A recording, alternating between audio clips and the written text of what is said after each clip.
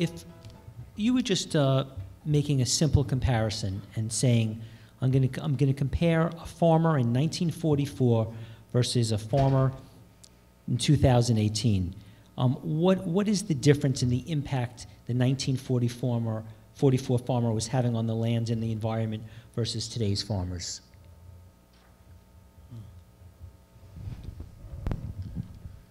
Yeah, I think we touched on that a bit earlier, but the 1944 farmer did not have a huge amount of technology at his or her disposal. Their ability to have an impact was much, much smaller than it is today. Farming then was done on generally a smaller scale. There were large farms, but it was generally a smaller scale. Many, many more people were farmers then than there are now. That was, what, 3 generations ago now. We had not really begun, we were in the midst of it, and hadn't really begun the gigantic movement of Americans from rural areas into cities, particularly into suburbs and then into exurbs, that has happened in the last couple of decades. So that world was a world that, well, my friends all grew up in that world when I grew up in California. And I know that my friends in the last couple of decades have sold their farms to corporations, and then they went to work for the corporation. And part of that problem was that they can't afford the machinery, among other things. They can't afford to drill a new well. A new well in my area in California, and this was when I was there in it, so it's been a while, was $50,000. You had to have a $50,000 bond with the bank before they would lend you the money for that. And the water level was dropping rapidly, and that was then. I don't even know where it is now. So the world then was really, really different. We didn't have the tools that we have now that we can bring to bear in agriculture. So this is just, now is a different world. Our ability to, I don't know if you've seen some new farms being produced, an area that hasn't been farmed before. I've seen it in California a lot because they converted most of the coastal foothills into vineyards in the last couple of decades because of the market for wine, bad wine mostly. But when they decide to make a farm now, they take out a laser leveler because California agriculture was always what we called flood irrigation. You put water on one end of the field and there's a slight tilt to the field and it all runs to the other end, and then you collect it at the other end because now it's got salt in it, and you run that water off somewhere else like a wildlife refuge where nobody will care about it. But you don't leave it there on the land. So you can't just farm any piece of land that way. You have to get out there and completely change it. You have to level it, flatten it, and make it amenable these days to big, big machines. We used to have gangs of pickers in California. They were all Mexican migrant workers. Now they have machines that do all the picking. Grapes are picked by machine now. I just saw a video the other day of a tomato picker, and in the tomato pickers, and I mean the little Roma tomatoes that are made into soup and tomato sauce, the machine picks up 2 rows, and it comes across a conveyor belt, and there used to be 6 women up there, and they would pick out the good tomatoes and toss them in a conveyor belt, and off they went in the back of a truck. Now, there's a little laser thing that sees all the green tomatoes, and a little flipper knocks them right out of there, and it just takes all that stuff out, and then it goes, there are no women on that machine anymore. So that's a different world. Farming is just a different world now. The tools and the technology and the chemicals and everything, it's just a different world. It's not a world that you can just get into. It's too expensive. Either you were born into it and you've managed to figure out how to do it, or you don't, because I don't think you get into that very easily. It takes a lot of money. So I don't know if that answers the question, but it's a different world is what it is.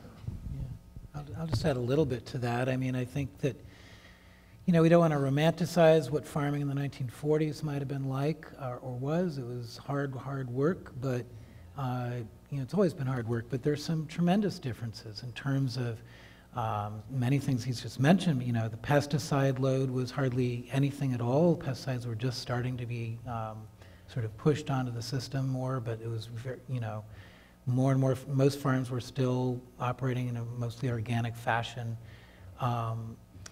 Land was much more accessible to purchase, of course, much cheaper. It wasn't in as much competition with development for accessing land. We have to remember that, real estate development and expansion increases the cost of farmland as well. So, and then if a farmer can't afford it, somebody else will buy it and develop it. So, those factors go in. Also, the subsidy system was barely just starting in its first iterations. It started in the 1930s as an emergency sort of crop support system, and that was just still coming online.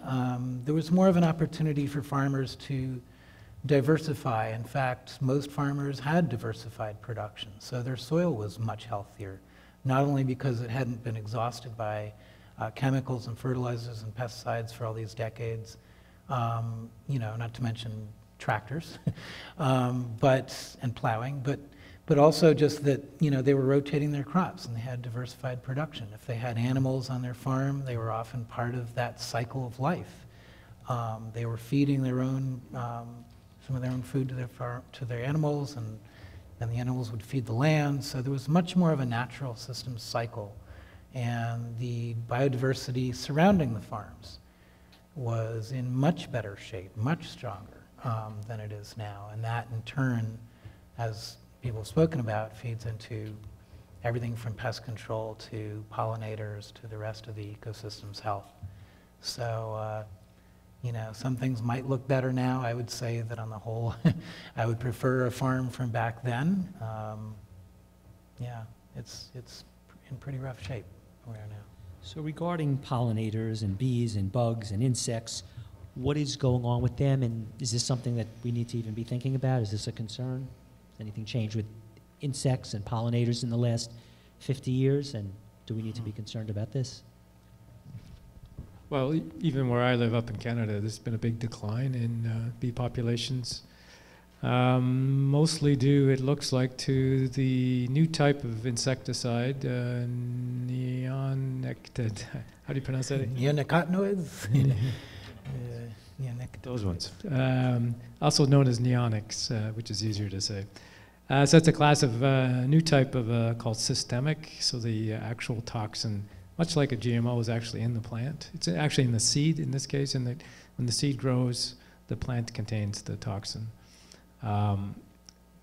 This gets into the water, gets into the soil. It kills a lot of different insects. It's affecting earthworms.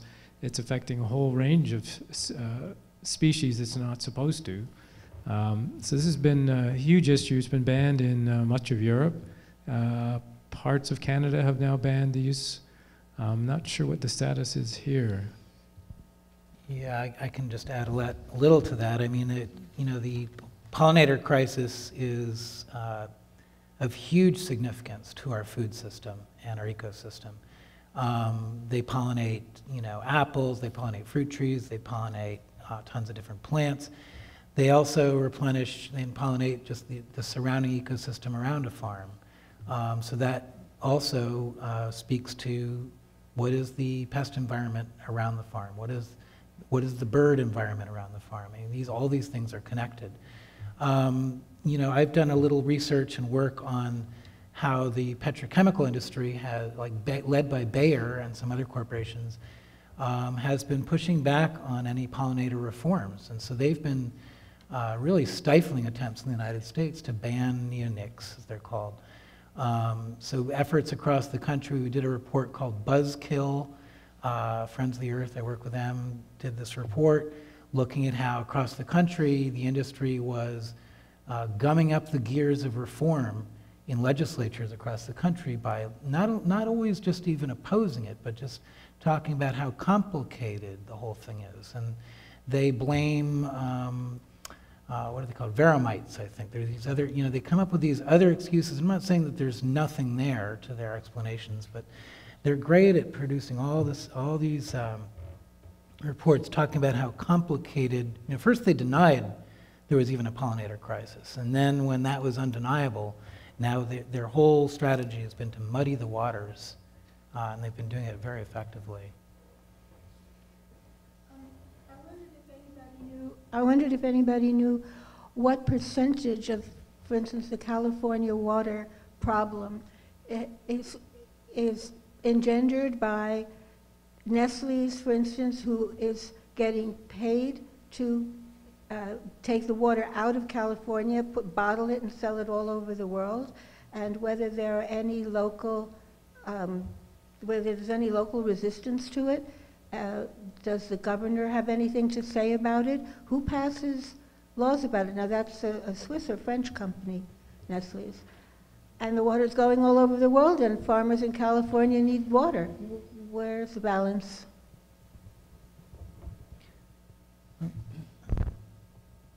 Water in California is a very interesting problem because there is a lot of water in California. It's just usually in the wrong place. California depends on the snowpack more than any other form of water in the Sierra Nevadas. When the snowpack is good, farmers are happy.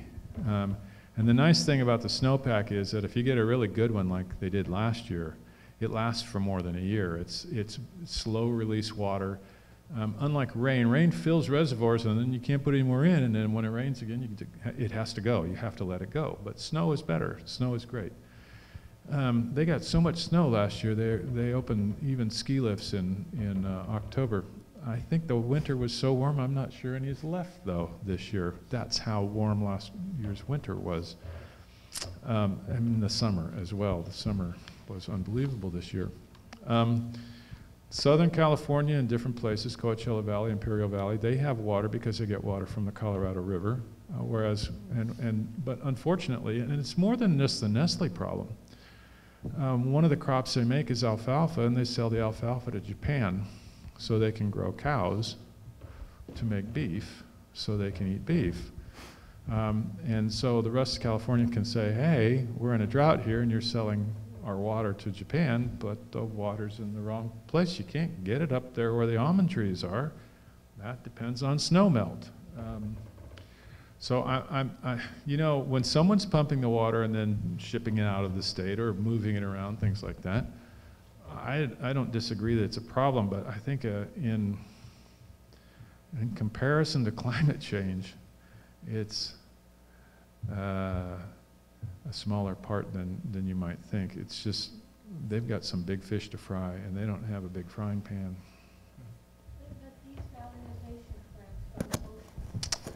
Desal is an interesting one. Go. Yeah, well, desal works. A lot of countries in the Middle East, that's what they use. It's super expensive, uses huge amounts of energy, creates pollution. The brine that comes from these plants after you've cleaned up the water, right? It's got to go someplace. Very often in the Middle East, they dump it into the Arabian Sea, which of course is becoming more salty, and that's bad for the ecology, and also makes it more difficult for desalination plants to work properly because they're now getting saltier and saltier water. So it can work. We need to find a better way to do it that doesn't use so much energy. It's easy to do in the Middle East. They have lots of oil and gas to burn. So it's a huge climate change problem all by itself. There's attempts to use solar power to desal and some new filtration things that are a little bit better. Also, we need to find uses for this brine. Table salt, I'm not sure. I think there's other things in there. I don't know if you could do table salt, but yeah, it's it can work in a few places, but it's not something we can rely on to solve all of our water problems. Yeah, I would add that, I mean, desalination is yet another one of these efforts to fix the wrong thing. You know, it's like we're trying to just maintain the system that we have instead of addressing the fact that there are ways to radically reduce our water use, you know, including the bottled water industry is a disaster. You know, it's even worse in India, actually, than in California, I'd say. But, you know, Coca-Cola's got huge bottling plants there. They use tons of water.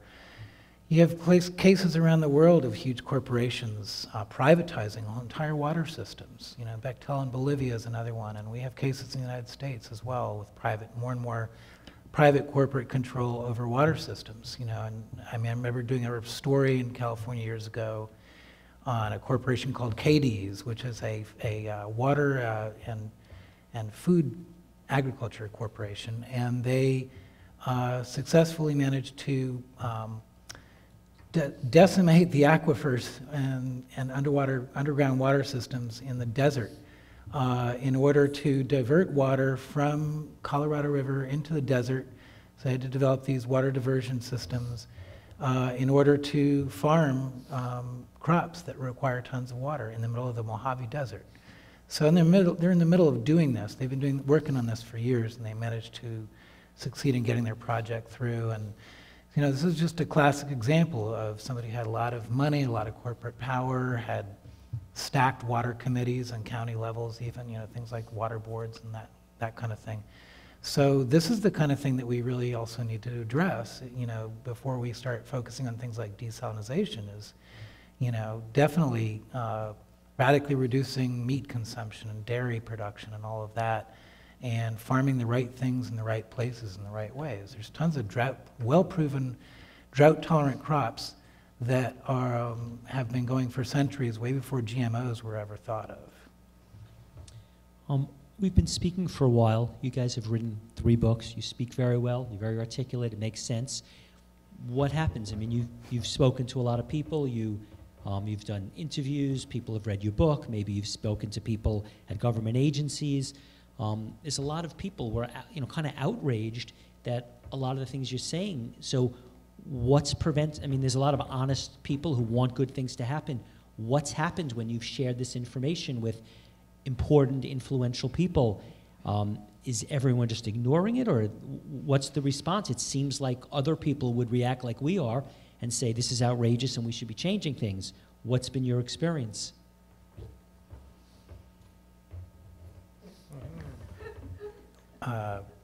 Well, I don't want to hog the mic, but I guess I'll continue. All right. I mean,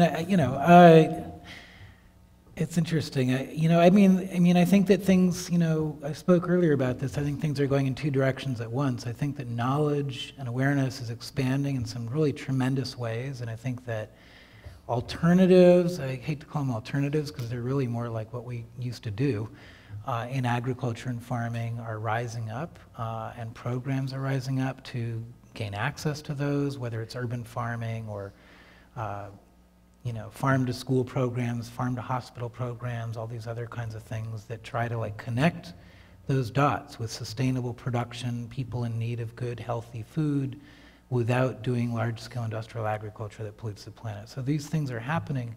They're at such a small scale. I mean, I think the problem is, I'm not really a scale person, but I just think that, you know, the scale of these programs is tiny. The scale of funding for these programs is tiny. I remember covering a movement back in the mid-90s called Community Food Security that combines so many of these terrific aspects of organic, local food production, sustainable agriculture, addressing urban poverty, training people to learn about urban agriculture, create some jobs, you know, a win-win-win-win-win.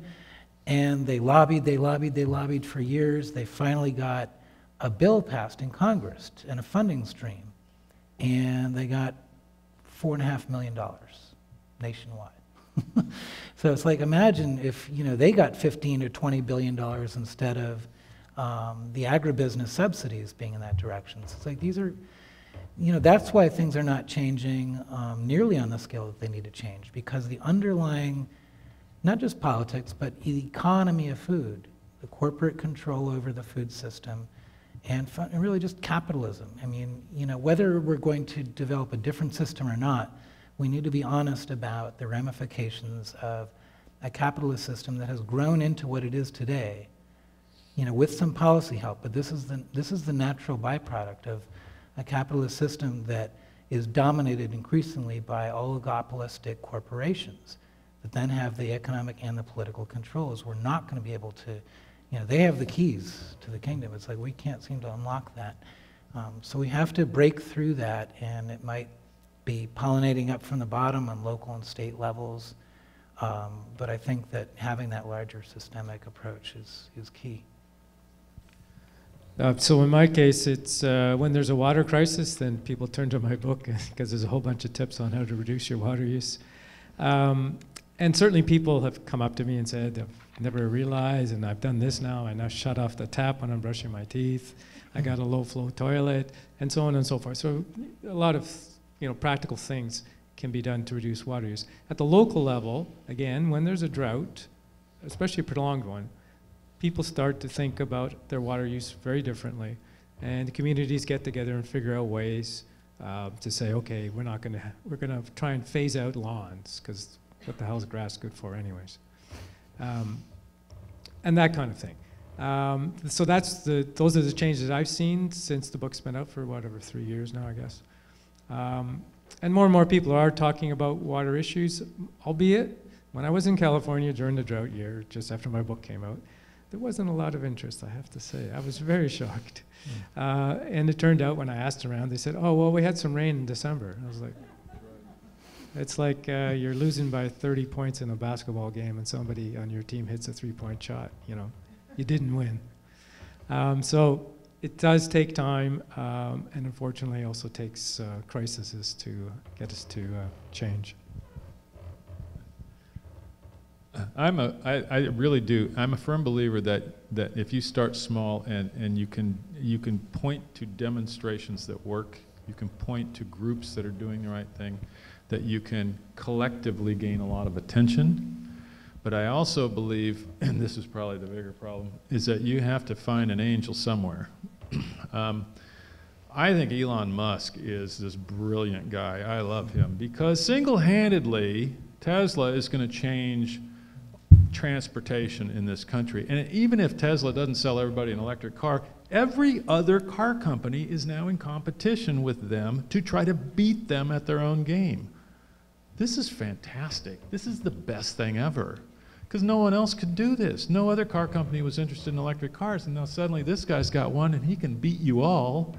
Everybody loves his cars, and it's faster than yours too. And now everyone wants one, right?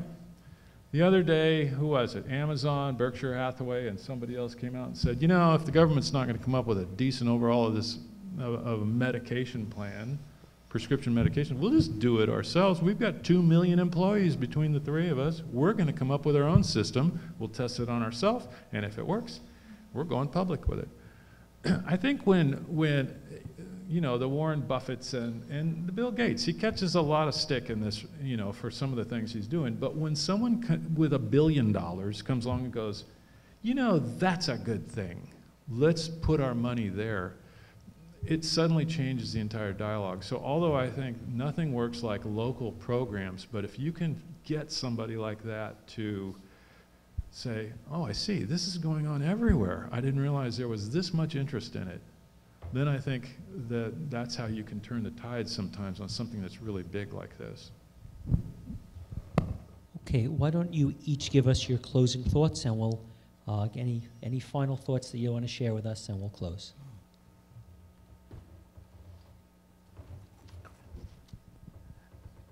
So on the water thing, I think we're all a little bit weary by now. There's no question that water is way more important than oil because we need it for everything. I ask a question when I do talks for kids, can you think of something that doesn't need water to make? And if you can imagine, I don't know how many thousands of kids I've asked this question to now. They haven't been able to come up with an answer, and boy, they have tried. So we need water. We are managing our water poorly, which is good news in one sense, in the sense that we can do much, much better. We're facing water scarcity all over the world, but we can manage our water resources much better so that there's plenty of water for all of us to grow our food, to have our electricity, to have the things that we need. But we have to be smart about it, and we have to respect water in ways that we're not doing currently, and we have to value water. We talk about cheap food. Well, water is way, way cheaper than food, and that is one of the big problems. So we need to value and price water accordingly. I would say that on a couple of levels, we need to return to nature as much as possible. We need to return our agriculture back to there's a whole movement of natural systems agriculture, of working with the wild, and it may not be replicable on the kind of scale that we need, but I think that moving in that direction will be vital. I think that moving back in harmony with biodiversity and ecosystems, you know, nature proves time and time again that it is endlessly intelligent. It may not provide us everything that we want, but it provides everything that it needs. And it has provided all the ingredients that we have turned into agriculture. So, you know, if we could come up with some combination of, you know, agriculture is a human creation, but if we can come up with a combination of the more natural systems version of agriculture and some of what we have today, you know, I think that we'd be heading in the right direction. I think that, you know, fundamentally, in terms of climate change, you know, going back to this question again, this is the fate of the planet. This is the fate, well, it's the fate of more likely really human species, not the planet. You know, the planet's fine. Probably be happy without us, I'm sure. But us, anyway. So, you know, food being the single biggest ingredient in climate change as a sector, I think that everybody needs to think long and hard about that in terms of the kinds of food system that we have today, the food economy we have today, and understand that corporations running the show, it's not about saying that a corporation is evil. It's also what it's saying is fundamentally here's how they operate. Some companies behave better than others, they have nicer CEOs than others, but fundamentally how they operate is they demand and command supply chains. They demand and command a set of practices that predominate our agriculture system to the harm of all of us in terms of having that monoculture system that we've been talking about, the pesticide-based system, not having the kinds of messages and market signals that farmers need and many times want to get out of that petrochemical trap, excuse me. So I think that we fundamentally have to get out of that. And the final piece of that is to value the role of the public sector in food. You know, the public sector does so many other things, and they do a lot of good. You know, there are problems with it. There are many problems with the private sector. There's problems with everything humans do. But the public sector, again, you know, we do roads, we do traffic lights, we do all these other things. And yet we hardly ever talk about food, even on a national level, never mind a local level.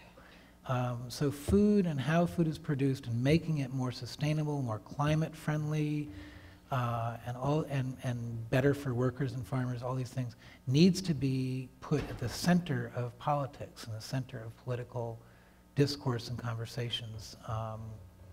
Yeah, and just to see that all these issues that we're dealing with, we're subsidizing those corporations and their profits, and we have to take that money back. Those are good words. I think that ultimately we have to stop lying to ourselves about how we fit in this world. We are just beginning to understand just how important it is to our own health to pay attention to the little guys that live inside of us. We have just scratched the surface on that. We're not even close. We know so little that it's a little astonishing sometimes how little we know about how we work. And the problem is that if we continue to modify the world, particularly in a negative way, reducing biodiversity and reducing options, reducing our food quality, before we understand just how important it is to us. And I think we're learning that now with modern food. How our lack of attention, or at least our willingness to accept low quality food as an alternative to what we know is traditionally good food, what kind of ramifications that has on public health. And it's not just, like I have said before, it's not just my health and your health and our health in here. It's our health as a species. It's around the world now. The obesity epidemic, diabetes, these food-related, diet-related diseases that we're suffering from that are completely unnecessary, completely unnecessary. And it comes from I don't know. We could say it's our own ignorance, but we could also say it's our own arrogance about how we think this world works. And we just don't know. And we need to be very careful about how much more modification we do to this world before we get to a point where we may not be able to get some of it back. So I really think that we have to learn caution. And our culture in particular, not speaking for our northern friends necessarily, but our culture in particular has been very wasteful and arrogant and unwilling to believe this. And unfortunately, the entire world looks at us as a role model. And wow, I'm not sure they're choosing a good role model, but we really do need to use the knowledge that we have to try to better ourselves as we go further into the future. So I want to thank all of you for taking the time to come here, for spending so many years researching this so you could sum it up and share it with us so we could all gain confidence and a clarity about this. And sometimes it's hard to get information if you're just reading newspapers. So the fact that you devoted your lives, did all the research, and made it free to us, we really appreciate that. So thank you very much.